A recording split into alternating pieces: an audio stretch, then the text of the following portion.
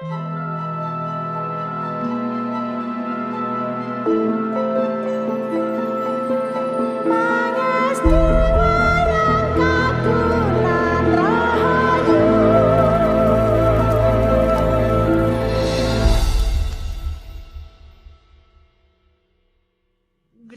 Perlawanan Rakyat Cirebon tahun 1802 hingga 1818 Masehi. Salah satu gerakan perlawanan terhadap penjajah yang cukup besar adalah Gerakan Perlawanan Rakyat Cirebon tahun 1802 hingga 1818 Masehi dan dikenal dengan Perang Kedongdong. Perlawanan ini tidak terjadi dalam kurun waktu 1802 hingga 1818 Masehi, melainkan terdapat dua periode perlawanan, yaitu pada tahun 1802 hingga 1812 Masehi yang dipimpin oleh Bagus Rangin dan dilanjut pada tahun 1816 hingga 1818 Masehi yang dipimpin oleh Bagus Jobin dan Bagus Serit. Perlawanan ini didominasi oleh rakyat Cirebon yang telah lemah dari segi ekonomi. Namun, pada kenyataannya, masyarakat Cirebon mampu melakukan perlawanan yang cukup besar dan membuat pemerintah kolonial menderita kerugian yang cukup besar. Salah satu pemicu terjadinya Perang Kedongdong ini adalah diusirnya dan dibuangnya Pangeran Raja Kanoman dari Keratin ke Ambon.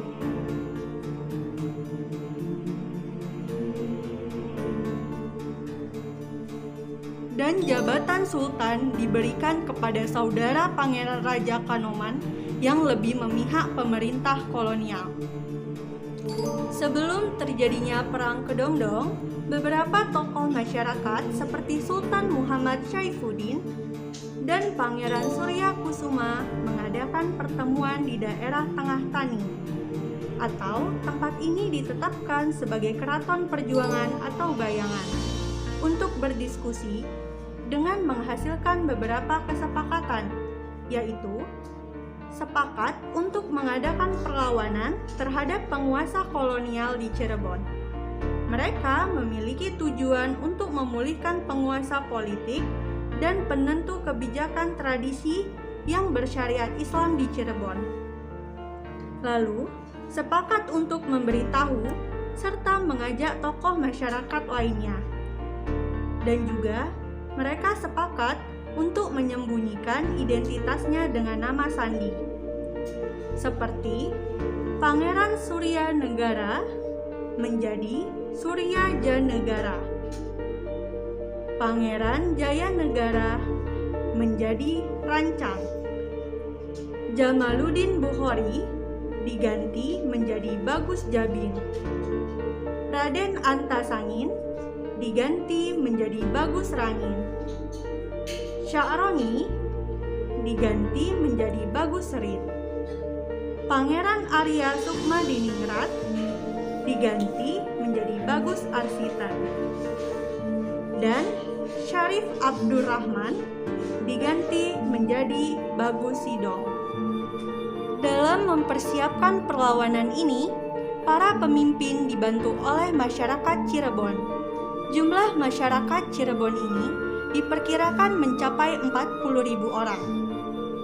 Strategi yang digunakan oleh para pemimpin perlawanan ini adalah dengan memanfaatkan para tokoh-tokoh yang memiliki pengaruh di daerahnya. Para pemimpin akan mengajak para petinggi daerah untuk bersedia berpartisipasi dalam gerakan perlawanan ini. Dan pada saat para petinggi daerah tersebut telah bersedia bergabung, maka ia akan mengajak seluruh rakyatnya. Perlawanan diawali dengan mengganggu stabilitas keamanan daerah. Sejak tahun 1802, berbagai perlawanan rakyat yang berupa kekacauan terjadi di wilayah Cirebon. Kekacauan ini dilakukan rakyat Cirebon dengan bertujuan untuk memperlihatkan bahwa rakyat Cirebon memiliki kekuatan dan keberanian untuk menentang.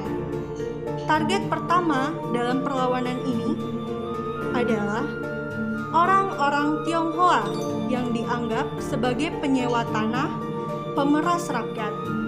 Dalam perlawanan ini terdapat banyak orang-orang Tionghoa yang dibunuh dan diusir dari Cirebon.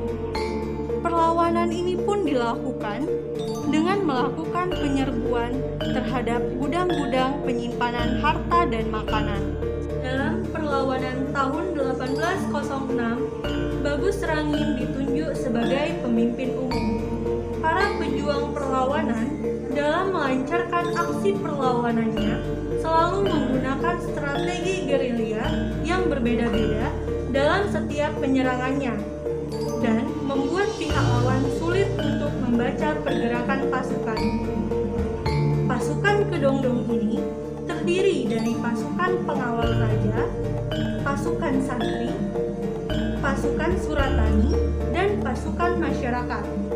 Pasukan pengawal raja merupakan pasukan atau orang-orang yang berasal dari lingkungan Keraton Cirebon.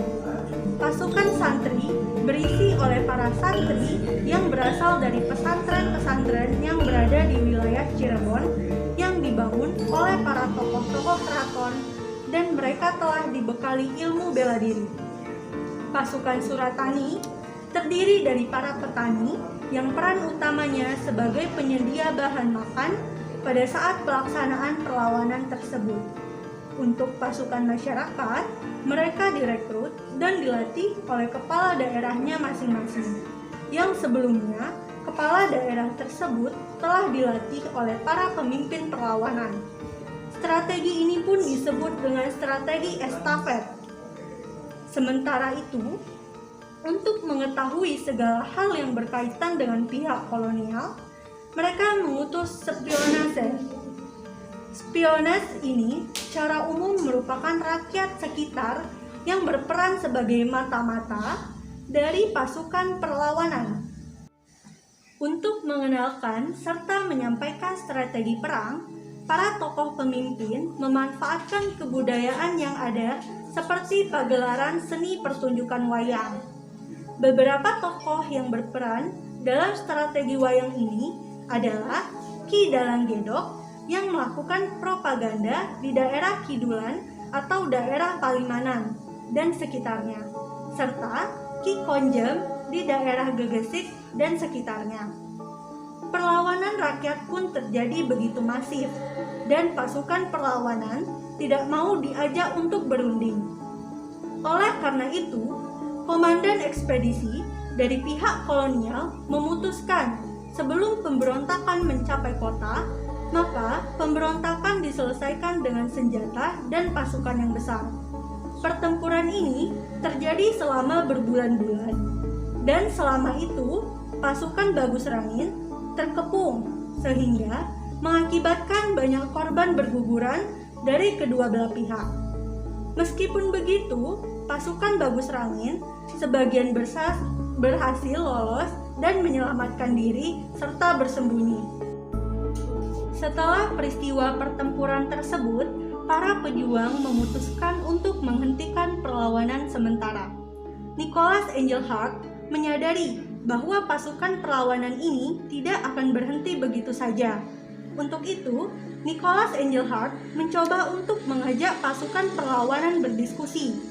Awalnya, Nicholas Engelhart meminta agar seluruh rakyat Cirebon menghentikan kerusuhan dan beraktivitas seperti semula. Lalu, mengajak para pemimpin pemberontak untuk berunding. Perundingan ini terjadi pada tanggal 7 Agustus tahun 1806 dengan beberapa kesepakatan. Di antaranya, Raja Kanoman akan dikembalikan. Pemerintah Belanda akan memperbaiki kondisi rakyat Cirebon dan orang Tiongkok tidak diperbolehkan tinggal di wilayah Cirebon. Para pemimpin perlawanan ini pun harus menyerahkan diri sebelum tanggal 17 Agustus tahun 1806. Sebelum dari tanggal yang telah ditetapkan, telah banyak para pemimpin pemberontakan yang menyerahkan diri. karena mereka merasa bahwa pihak Belanda akan melaksanakan kesepakatan tersebut. Namun, tidak dengan Bagus Rangin. Ia tetap tidak mau menyerah dengan mudah dan akan terus berjuang untuk rakyat Cirebon. Pada tanggal 1 September 1806, pemerintah kolonial telah sepakat bahwa Raja Kanoma dan kedua saudaranya akan dikembalikan dari Ambon. Dan pada tanggal 25 Maret 1808 diangkat menjadi Sultan Cirebon. Namun, ternyata beberapa perjanjian yang telah disepakati bersama tersebut tidak berjalan dengan semestinya, sehingga kekacauan pun kembali terjadi. Pada perjanjian dikatakan bahwa pemerintah kolonial akan memperbaiki kondisi rakyat saat itu dan malah semakin membuat rakyat sulit. Hal ini dikarenakan Daendels menaikkan pajak hasil panen padi menjadi 1/5 dari pajak sebelumnya yang berjumlah 1/10 dari hasil panen. Pada tanggal 2 Maret 1810, Sultan Cirebon dipecat karena perilaku dan tindakan yang dianggap selalu menentang pemerintah kolonial. Hal inilah yang membuat perlawanan kembali aktif. Melihat kondisi tersebut, maka Bagus Rangin kembali maju untuk memimpin masyarakat dan berhasil mengumpulkan serta membina para pasukannya. Perlawanan ini selalu dilakukan secara terbuka maupun tiba-tiba. Salah satu perang terbuka adalah perang yang terjadi di Bantarjati saat pasukan Bagus Rangin melawan pasukan Indramayu yang memihak pemerintah kolonial. Dalam perlawanan kali ini, pasukan perlawanan menggunakan strategi buaya mangap. Strategi ini disusun dengan menempatkan satu kelompok pasukan yang terdiri dari 40 orang untuk menjaga setiap jembatan menuju Bantarjati.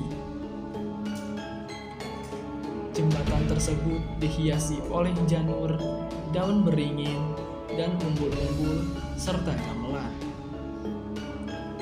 Lalu, pada saat pasukan lawan melewati jembatan tersebut, mereka akan diberi penghormatan dan disambut dengan alunan suara gamelan. Pihak lawan akan berpikir bahwa rakyat tersebut masih setia dan berpihak kepada mereka. Padahal, ini merupakan strategi untuk mengecoh mereka. Saat pasukan lawan telah melewati jembatan tersebut, maka jembatan akan dihancurkan dan mereka pun terkepung. Pada pertempuran ini, pasukan Bagus Rangin mendapat kemenangan. Namun, 2 tahun berselang setelah pertempuran tersebut, Bagus Rangin ditangkap oleh pasukan pemerintah di daerah Panongan pada 27 Juni 1812 akibat dari pertempuran di Bantarjati yang kembali terjadi pada 16 sampai 29 Februari 1812. Perlawanan pun berhenti setelah Bagus Rangin tertangkap dan kembali muncul pada tahun 1816 sampai 1818 yang dipimpin oleh Bagus Jabin dan Bagus Rit. Perlawanan ini bahkan sampai berkembang ke daerah Majalengka. Banyak sekali bupati-bupati dari berbagai wilayah yang berusaha untuk melakukan perdamaian. Hingga saat Residen Cirebon memutuskan untuk melakukan serangan umum terhadap kaum perlawanan.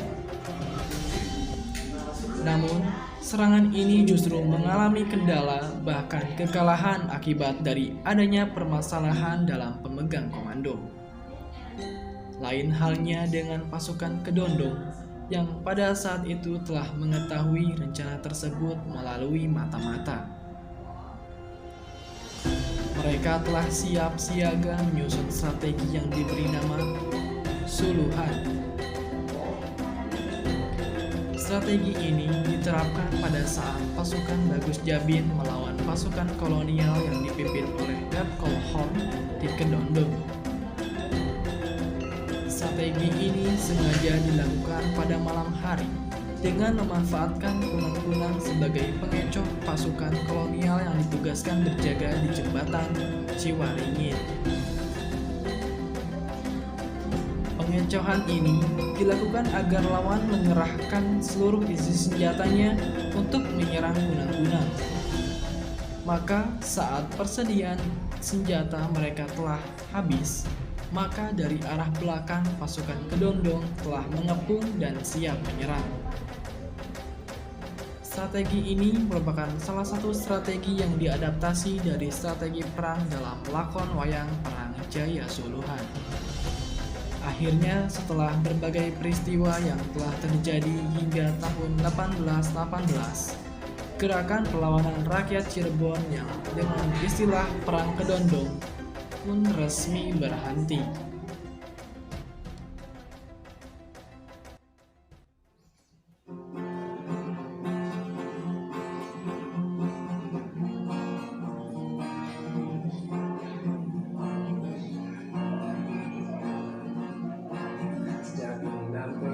Raksasa di angkasa akan cinta yang besar dan terhalang durjana. Manusia melacurkan diri di istana, namun tak demikian dengan bulan satria. Kekuatan cinta akan beri dia mahkota, bulan merana jingga hapus air matamu. Kesatria datang dengan bendera tanpa pedang. Detik ini cinta adalah pembenaran, dan tinggi